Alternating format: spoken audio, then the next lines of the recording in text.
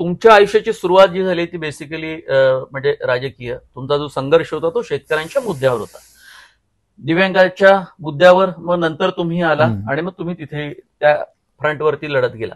आता तुमचं सरकार आहे महायुतीचं, भले तुम्ही कॅबिनेट मंत्री नाहीये, मंत्रिमंडळाचा विस्तार नाही झाला, या सगळ्या बाबी आहे, पण महायुती सरकारचं योगदान शेतकऱ्यांच्या संदर्भातलं कसं होतं? कारण शेतकरी सुद्धा सत्ताधाऱ्यांच्या विरोधात बऱ्याच ठिकाणी गेले. कापूस आणि सोयाबीन यावर या मुद्द्यावरती आंदोलन झालं.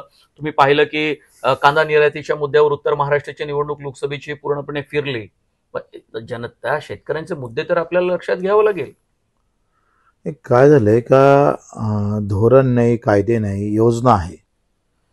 योजना धोरण कायद्यामध्ये जमीन आसमानचा फरक आहे. योजना ही तात्पुरती स्वरूपाची असतं आणि धोरण हे कायमस्वरूपी असतं. कायदा हा माणसाला आधार देत असतं, एक मोठ्या प्रकारची ताकद निर्माण करतं. त्याप्रमाणे इथं या देशामध्ये होत नाही. जे काँग्रेसनं केलं त्याच्यापेक्षा वेगळं काही भाजपनं केलं नाही.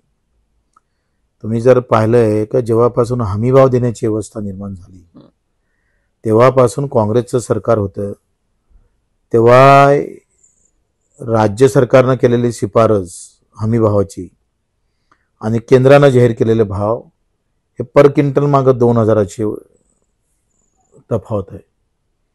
हे काँग्रेसने तेच केलं आणि भाजपने तेच केलं. योजना वेगवेगळ्या असू शकतं, त्या कोणासाठी आहे हा मूळ मुद्दा आहे. ते सरकारसाठी यासाठी आहे का खरंच आपल्याला गरीबाला मदत द्यायची आहे, हा मोठा संशोधनाचा विषय आहे. पण इथे दुधाले भाव मागितले आपण, ते भेटत नाही. कापसाले भाव मागितले, कांद्याले भाव मागितले, ते मिळत नाही. दुसरंच काही देतं सरकार. हा मोठा गोंधळ आहे. आम्ही मागतो काय आणि तुम्ही देता काय? एसटी कामगार बिचारा, तो एसटी मध्ये असणारा कर्मचारी चालक 12,000 रुपये महिन्यानं काम करतंय आणि कलेक्टरचा चालक हा 35 ते 40-45 हजार रुपयानं काम करतोय. ही जी आर्थिक विषमता आहे ना, यावर खऱ्या अर्थानं वार करणं गरजेचं आहे. जात आणि धर्म थोडा बाजूला ठेवून. अर्थात आपल्याला ते अपेक्षित आहे, पण राजकारणामध्ये हे असे जे मुद्दे असतात जे वास्तविकतेशी जुळून आहे ते दूर होतात आणि बाकीच्या गोष्टी मला वाटतं प्रामाणिकपणे प्रयत्न होत नाही. त्याला मीडिया असेल, आम्ही असेल, हा त्याच्यातलं खरं तर आम्ही तिथं कमी पडतोय.